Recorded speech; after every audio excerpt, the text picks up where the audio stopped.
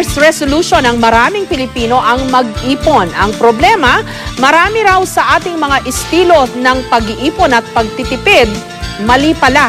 Pero ano nga ba ang tamang paraan? Si Bernadette Reyes on assignment.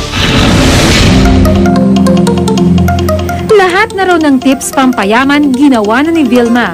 Mula sa pampabuenas na figuri ng Buddha, pati sa pag-aalkansya, kinarir na rin niya. Minsan 10 piso. Kasi malaking bagay din yun pag naipon. Napipili ko yung nakabili na ako ng actually laptop. Siya na nga siguro ang patunay na huwag iismulin ang mga kumakalansing na barya. Kung paplanuhin kasi itong maigi, maaaring malaki ang ibunga. Viral na nga ngayon ng 52-week money challenge na ibiyan ng ilang vlogger. Ang siste, mula sa 20 pesos na base amount, dadagdagan mo ito ng 20 kada linggo. Para pagdating ng Disyembre, may 20,000 pesos ka na. May 30 peso version din ito, 40 pesos at 50 pesos.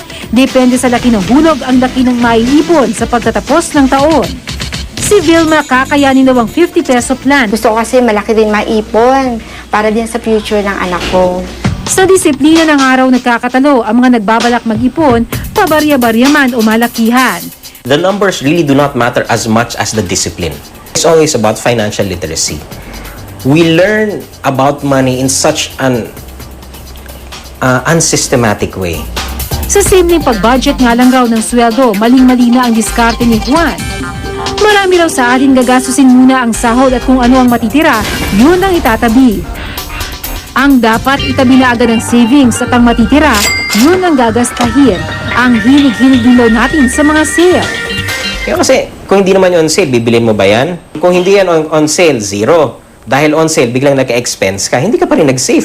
Pagdating din daw sa malaki ang financial investment tulad ng bahay, nadadala rin tayo sa mga sinasabing money myth. May ilan kasi sa atin na tingin ay mas makakamura kung bibili nila ng bahay kaysa habang buhay magrenta. But if you look at other countries and you look at why they rent, makikita mo din kung ano yung logic nila. Because in their minds, they also save. How? Commute. There is a cost to maintain ownership. And if you're just buying a property blindly and thinking it's a good investment without factoring all of these things in, delikado yun. At ang pinakamalaking araw na pagkakamali ng mga Pinoy pagdating sa pera, huli na kung maisipang mag-ipon. Gaya ng 50 anyos na si Roddy. Maganda ang mga naging trabaho simula binata hanggang sa bumuo ng pamilya. Pero wala na ako savings tutusin Zero, as in zero. Pag wala na yung pera ko sa pitaka, wala talaga. I regret talaga yung mga, parang ang dami ko nasayang noon. Laking sisi niyang araw, lalo na nagkasakit ang asawa at wala nang mapaghugutan ng pampagamot. Hawak ko na yung pera na panghulog ko sa PhilHealth. Hawak ko na yung pera panghulog sa SS. Parang ginagawa mo, ay bukas na lang kasi may sale sa Cubao Yun yung nangyayari hanggang sa darating yung araw na ay wala na. Ayon nga sa kasabihan, kung may isinuksok, may madudukot.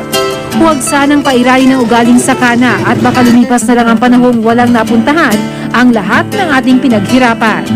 Bernadette Reyes, GMA News.